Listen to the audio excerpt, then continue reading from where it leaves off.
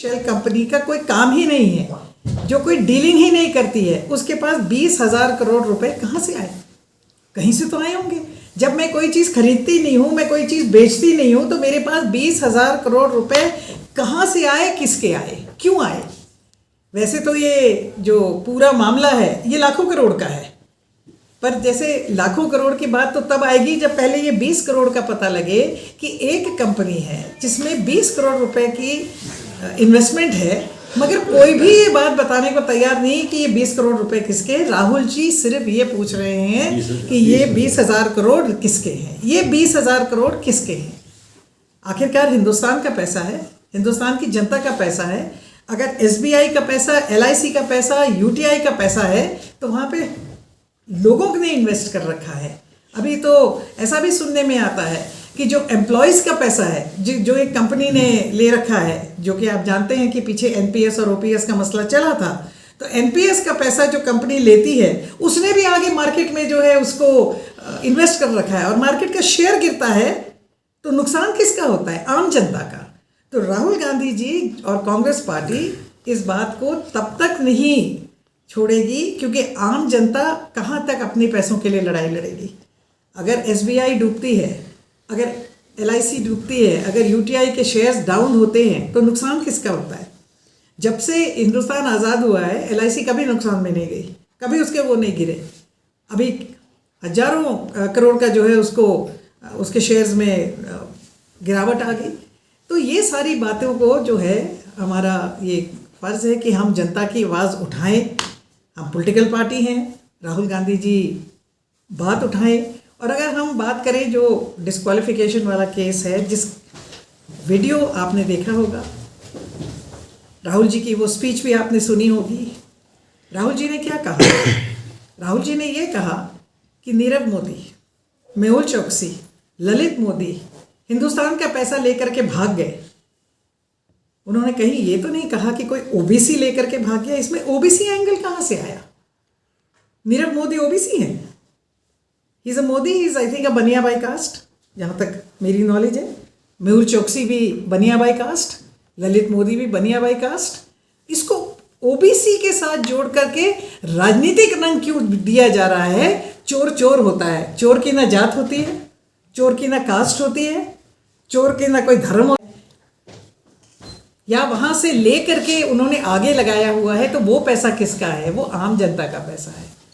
आम जनता जो है वो इन्वेस्ट करती है। आपको याद होगा बड़े वर्षों पहले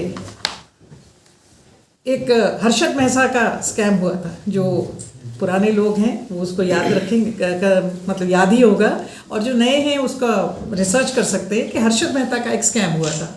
और उस समय भी ये फ्रॉड लेन देन की बात सामने आई थी। तब कांग्रेस पार्टी की सरकार थी और तब सेबी को, जो कि स्टॉक एक्सचेंज एंड ब्रोकर्स उसको देखती है, सेबी जो संस्था है, उसको पूरी तरह से स्ट्रेंथन किया गया था ताकि अगर इस तरह के लोगों का पैसा लेकर के कोई फ्रॉड करने की कोशिश करे तो ये ना हो। सेबी का काम है रेगुलेशन करना।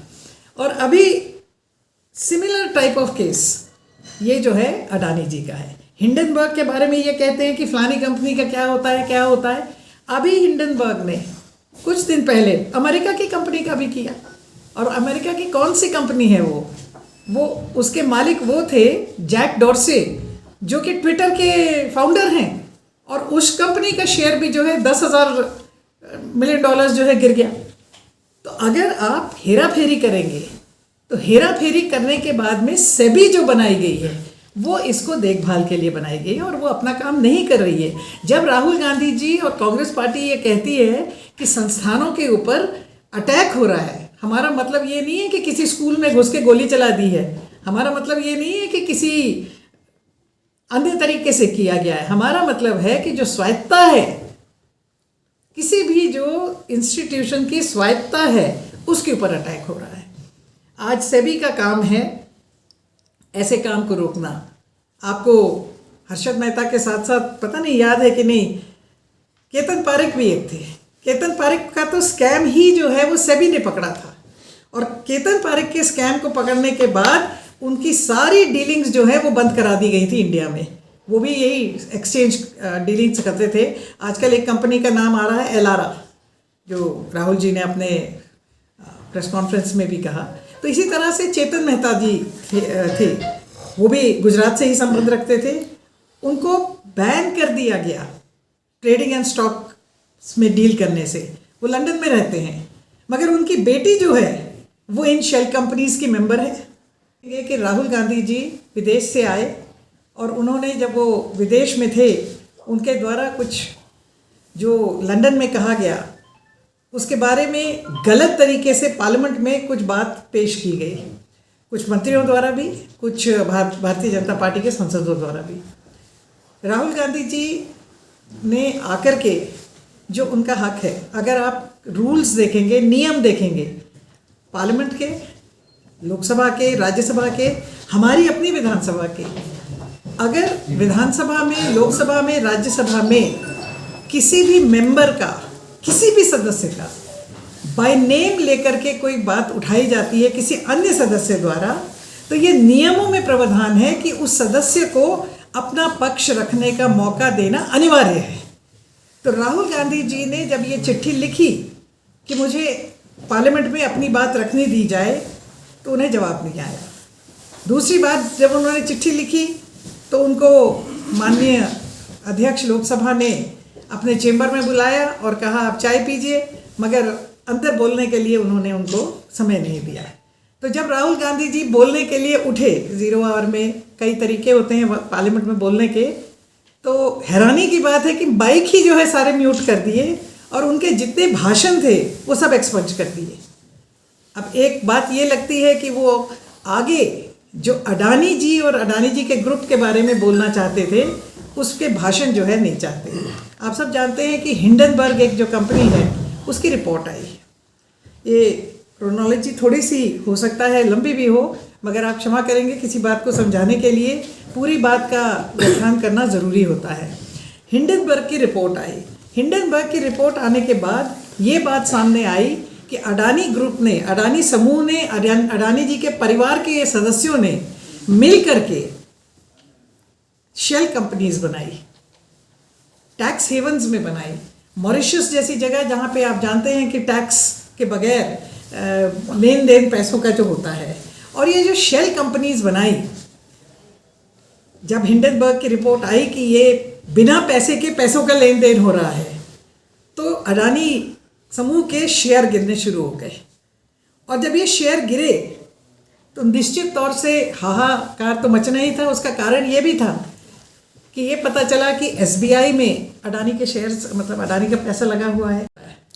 ये चोर हैं, ये पैसा लेके भागे हुए हैं, प्रूव्ड है। ये बातें जो हैं प्रूव हो चुकी हैं। और फिर अगर इस बात को कंफ्यूज करने का प्रयास भारतीय जनता पार्टी करेगी, तो कांग्रेस पार्टी का ये परम फर्ज है कि लोगों तक सच्चाई पहुंचाए।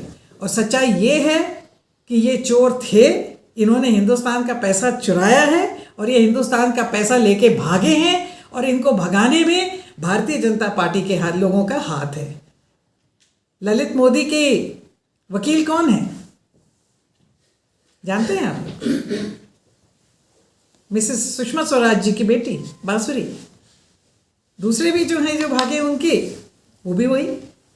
कहीं ना कहीं जो कनेक्शंस हैं वो नज़र आ रहे हैं कि भारतीय जनता पार्टी का ये पैसा जो चोरी करके भागे हैं, इनको भगाने में बड़ा हाथ है, और अभी तक इनको वापस लाने में सफल नहीं हुए हैं।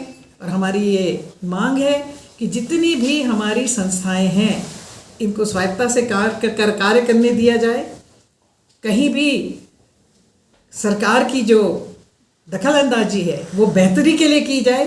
सेबी को अपना काम करने दिया जाए। सेबी जो है इस बात को देखे कि जो लोग हिंदुस्तान के पब्लिक का पैसा लेकर के भाग रहे हैं, वो पैसा पब्लिक के बीच आए। राहुल गांधी जी के द्वारा उठाया सवाल मैं फिर यहाँ से उठा रही हूँ कि सारी जनता, हिंदुस्तान की जनता और चंबा जिले की जनता जानना चाहती है कि वो 20,000 करोड़ रुपए कहाँ से आया और किसका है। सबसे जरूरी कि वो किसका है। इसी बात को लेकर के आज हमारे जो पूरे हिंदुस्तान में पत्रकार वार्ता चल रही है, आप लोगों के बीच मुझे आने का मौका मिला, आप लोग का धन्यवाद। कोई आपके प्रश्न है तो मोस्ट वेलकम। जी मैम। सबसे पहले तो आप सबका बहुत बहुत स्वागत है इस पत्रकार वार्ता में। मैं आप सबको बताना चाहती हूँ कि आज पूरे हिंदुस्तान में हर ज़िले में कांग्रेस पार्टी जो है पत्रकार वार्ता कर रही है। हिमाचल प्रदेश में भी लाहौल स्पीति और किन्नौर को छोड़ के हर ज़िले में अभी समय का थोड़ा फ़र्क हो सकता है, मगर आज पत्रकार वार्ता चल रही है। आप सब जानते हैं कि हाल ही में राहुल गांधी जी को एक मानहानि के मुकदमे में डिस्क्वालीफाई किया गया। उसके बाद से पूरे हिंदुस्तान में, यहाँ चंबा में भी चंबा के कांग्रेस जनों ने आक्रोश दिखाते हुए धरना प्रदर्शन किया। उसी कड़ी में माननीय राहुल गांधी जी ने भी दिल्ली में पत्रकार वार्ता की, जो कि आप सब ने देखी भी होगी, सुनी भी होगी। और उसी कड़ी में हम इस बात को जो राहुल गांधी जी और कांग्रेस पार्टी उठा रही है वो हम जिले स्तर तक भी ले जाना चाहते हैं, ताकि हम बता सकें लोगों को कि असलियत क्या है। आप जानते हैं कि उनको 6 साल के लिए पार्लियामेंट से डिस्क्वालीफाई किया गया है मानहानि के मुकदमे के बाद में। पहली बात तो हिंदुस्तान की आज़ाद हिंदुस्तान में मानहानि के केस में कभी भी ना किसी को 2 साल की सज़ा हुई है और ना ही किसी को उस ग्राउंड पे डिस्क्वालिफिकेशन हुई है। डिस्क्वालिफिकेशंस हुई हैं, मगर या मर्डर, रेप, चोरी, करप्शन, सरकारी संपत्ति का दुरुपयोग करना, ऐसी बातों पे। तो ये एक अपने आप में इसकी क्रोनोलॉजी आपको पता ही है, मैं उस पर ज़्यादा नहीं जाना चाहती क्योंकि वो एक लीगल मैटर है। और लीगल मैटर में हमारा ये कहना है कि लीगल मैटर लीगल कोर्स लेगा, वो एक अलग बात है। मगर कांग्रेस पार्टी जो असली बात है, जो मुद्दा है, वो लोगों तक पहुंचाना चाहती है। जो कांग्रेस पार्टी और राहुल गांधी जी ने जो मुद्दा उठाया है, पहली बात पार्लियामेंट की अगर हम